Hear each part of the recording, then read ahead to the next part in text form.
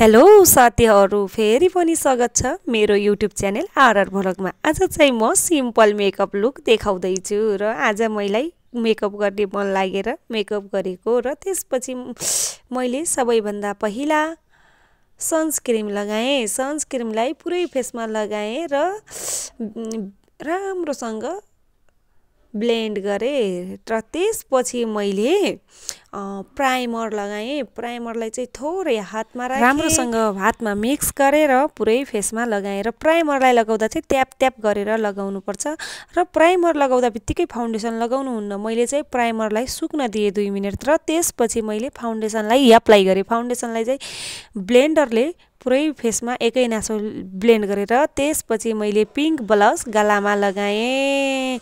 हेर्नुहोस् त मेरो गाला कस्तो भयो, देख्नुभयो नि। र त्यसपछि मैले फेसलाई थोरै कन्ट्रोल गरेँ पुरै फेसमा र त्यसपछि गाला अलिक कम रङ्गिए जस्तो भयो। फेरि मैले पिङ्क कलर लिएर फेरि गालालाई रङ्गाएँ। अब चाहिँ मेरो all time favourite eyebrow pencil. अब चाहिँ मैले आइब्रोलाई पनि मिलाएँ। हेर्नुहोस् साथीहरू, एकैछिनमा आइब्रोको रिजल्ट देख्नुहुन्छ हजुरहरू। हेर्नुहोस् कति फरक पर्छ। र त्यसपछि मैले अब आई स्याडो लगाउन सुरु गरेँ। आई स्याडोमा चाहिँ मैले सुरु skin according pink light colour लगेँ, पिङ्क भन्छु स्किन लाइट कलर लगेँ र त्यसपछि मैले गोल्डन कलर पनि लगाएँ। अब चाहिँ मैले गोल्डन कलर लगाउन सुरु गरेँ, मलाई चाहिँ मनपर्छ र गोल्डन कलर लगाएँ।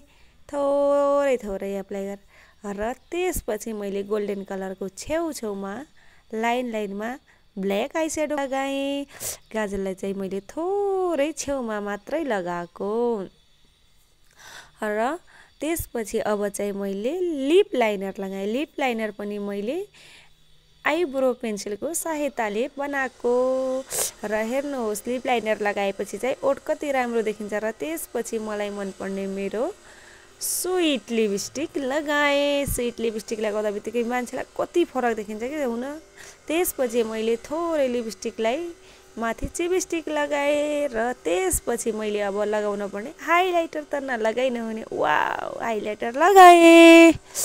अब हेर्नुहोस् मेरो कति राम्रो भएपछि र त्यसपछि मैले नोजलाई पनि मिलाएँ र नोजलाई मिलाइसकेपछि मैले मस्करा लगाएँ।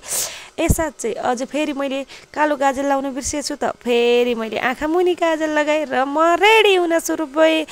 अब चाहिँ मैले कानमा लगाउने झुम्का चुज गरेँ र माला लगाएँ र सुट लगाएँ अनि मैले रेडी भए। र तपाईहरुलाई कस्तो लाग्यो मेरो फाइनल लुक हेर्दिनु होला र भिडियो अन्तिमसम्म हेर्दिनु भयो। धन्यवाद तपाईहरुलाई। Please subscribe.